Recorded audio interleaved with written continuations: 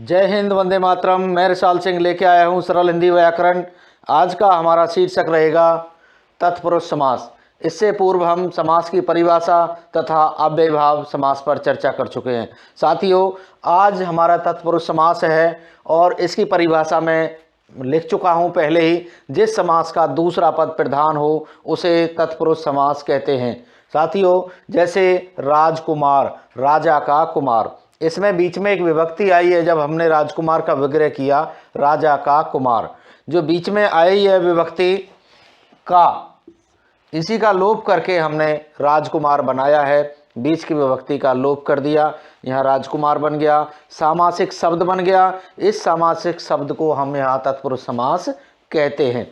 आगे देखेंगे, जो तत्पुरुष समास है ये हमारे कारकों पर चलता है। कारक हमारे 8 होते हैं। पहले देखेंगे 8 के 8 देखेंगे और किस कारक पर कौन सा शब्द प्रयुक्त होता है वो हम क्रम अनुसार बताएंगे।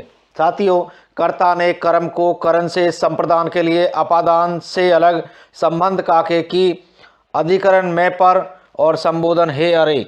इसमें देखिए 2 कारकों पर यह समास नहीं चलता। पहला कर्ता और अंतिम संबोधन, इनको हम क्रॉस मार देते हैं और गोला भी कर देते हैं, यानी इनकी यहाँ ज़रूरत नहीं है। अब हमारे पास कितने कारक बचे? 6। 1 2 3 4 5 6। बहुत जल्दी ही तरीके से मैं समझाने की कोशिश करूँगा। बेसिक समझाना बहुत ज़रूरी है और अंत में इसके एक ट्रिक के माध्यम से भी हम समझाने की कोशिश करेंगे कि इसकी पहचान कैसे कर सकते हैं कि कौन से शब्द में कौन सा समास है। तो साथियों पहले हम बेसिक समझ लेते हैं ताकि हमें किसी भी चीज़ को बारीकी से समझने में कोई दिक्कत न हो। जैसे कर्म को, हमारा जो परसर्ग चिन्ह, जो इनके निशान होते हैं, इनको परसर्ग चिन्ह बोलते हैं। जैसे को, से, द्वारा, के लिए, से अलग, काके की, में और पर, इस प्रकार से ये हमारे परसर्ग चिन्ह हैं और यही शब्द के जब टुकड़े होंगे तो ये बीच में से निकल के आएंगे। जैसे राजकुमार, राजा का कुमार, तो बीच में का निकल के आया, तो ये कौन सा है? संबंध का ये आ गया बीच में। इसी प्रकार से हम इनके शब्दों को अब लिखेंगे। देखिए कर्म को, जैसे ग्रामगत, ग्रामगत एक शब्द आया है ग्रामगत, तो इसका विग्रह होगा ग्राम को गत, ग्राम को गत। बीच में विभक्ति आ गई को, तो ये कौन सा समास हुआ? कर्म तत्पुरुष समास। आगे हम लिखेंगे कर्म तत्पुरुष समास। मैं आगे शॉर्ट में लिखे, लाघव चिन्ह लगा करके शॉर्ट में लिखे देता हूं। आगे है करण तत्पुरुष समास। करण की जो परसर्ग चिन्ह है वो है से या द्वारा। हस्तलिखित, हस्तलिखित, तो हस्तलिखित को जब हम विग्रह करते हैं तो इसका होता है हस्त द्वारा लिखित या हस्त से लिखित। तो इसको हम विग्रह करेंगे हस्त द्वारा लिखित और आगे समास का नाम लिखेंगे। कौन सा है? यहाँ द्वारा बीच में आ गई तो सीधा है करण या करण तत्पुरुष समास है, तो यहाँ लिखेंगे हम करण तत्पुरुष समास। आगे देखेंगे हम संप्रदान।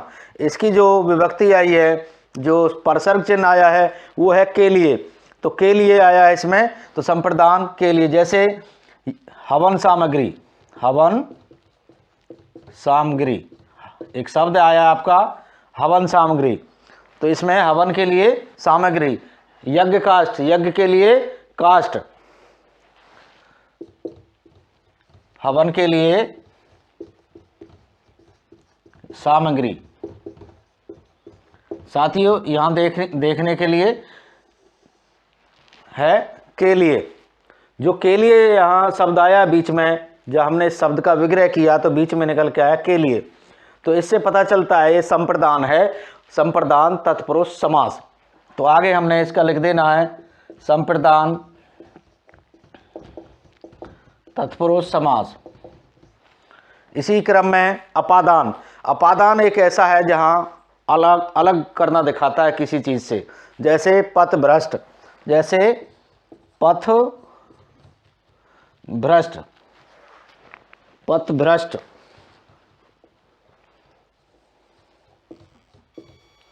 शब्द है एक पथभ्रष्ट। पथ से भ्रष्ट यानी पथ से अलग हो रहा आदमी, कोई भी है जब पथ भ्रष्ट हो जाता है तो पथ से अलग होता है। देखिए तो यहां से आएगा, पथ से भ्रष्ट, आगे समास का नाम, ये से आ गई विभक्ति, यहां अलग हो रहा है। देखेंगे से दो जगह आएगा आपका, एक तो करण में भी आया है से और एक यहां भी आया है, परंतु यहां अलग कर रहा है किसी चीज को। पथ से भ्रष्ट, पथ से दूर हो रहा है, तो यहां पथ से भ्रष्ट, यहां अपादान है, अपादान तत्पुरुष समास। आगे देखेंगे संबंध, का के की, इसके तीन चिन्ह हैं, का आ जाए, के आ जाए या की आ जाए। जैसे राजकुमार, राजकुमार शब्द आया है आपका, राजकुमार शब्द को आप विग्रह करेंगे तो राजा का कुमार, तो देखेंगे यहां बीच में का आया है, तो ये संबंध तत्पुरुष समास है। कौन सा है? संबंध तत्पुरुष समास। आगे हमने देखा अधिकरण, अधिकरण है मैं पर। जैसे वनवास, एक शब्द आया है वनवास, वनवास, मैं एक एक शब्द यहाँ लिख रहा हूँ, समय का भी ध्यान रखना है और ज़्यादा से ज़्यादा समझाने का भी प्रयत्न करना है। साथियों अधिकरण में या पर, जैसे वनवास, वन में वास, वन में वास, तो मैं आया यहाँ, तो आगे हमने लिखना है अधिकरण, अधिकरण तत्पुरुष समास। इस प्रकार से हमारे तत्पुरुष समास चलते हैं। जैसे शब्द मैं फिर से बता दूं, ग्रामगत, हस्तलिखित, हवन सामग्री, पथ भ्रष्ट, राजकुमार, वनवास। इस प्रकार से हमारे युद्ध में स्थिर, युधिष्ठिर, तो ये सब हमारे जितने भी शब्द आते हैं ये तत्पुरुष समास के अंतर्गत आते हैं। तो ये हमारे 6 जो कारक हैं इन पर ये समास चलते हैं। कर्म, करण, संप्रदान, अपादान, संबंध, अधिकरण, इन पर ये समास प्रयुक्त होते हैं, चलते हैं। साथियों इसके अलावा एक ट्रिक मैं जो बताना चाहूँगा उस पर थोड़ा ध्यान देंगे। वो ट्रिक छोटी सी ट्रिक है परंतु ध्यान देने योग्य है। आप पहचानेंगे कैसे कि भाई यह समास तत्पुरुष समास है।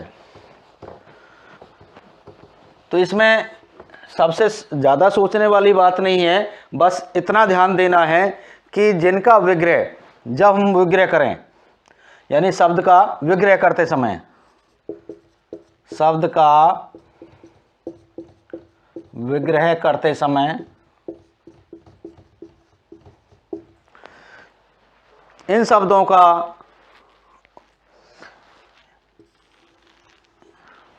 मैं लिख देता हूं, जैसे को, से, द्वारा, के लिए, से अलग,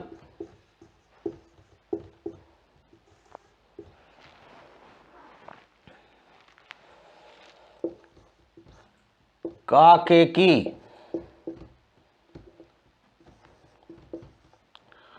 का के की,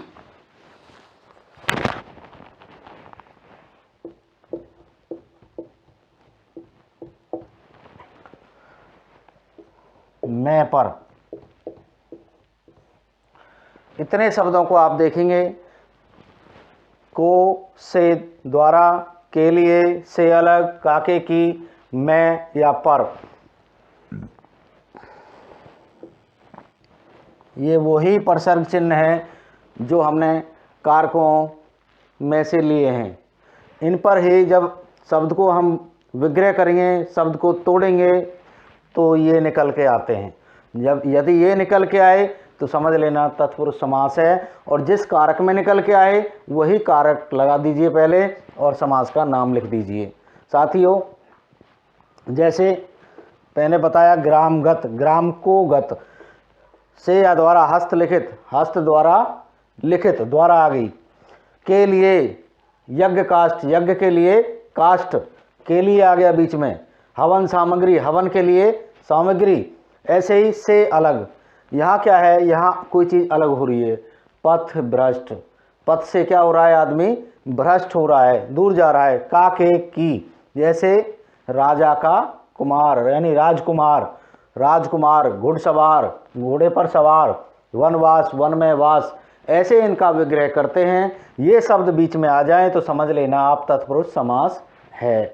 साथियों, इसी तरह हमारे जितने भी सेशन हैं, क्लासेज हैं, उनको लेने के लिए हमारे चैनल को आप सब्सक्राइब करें, सरल हिंदी व्याकरण, और देखते रहिए। जितनी भी आपकी प्रतियोगी परीक्षा हैं उसमें कहीं ना कहीं आपको लाभ मिलेगा, और जो परीक्षाएं, अब बोर्ड की परीक्षाएं सामने आ रही हैं, उनमें भी बच्चों के लिए उपयोगी सिद्ध होगी। जय हिंद, जय भारत, वंदे मातरम।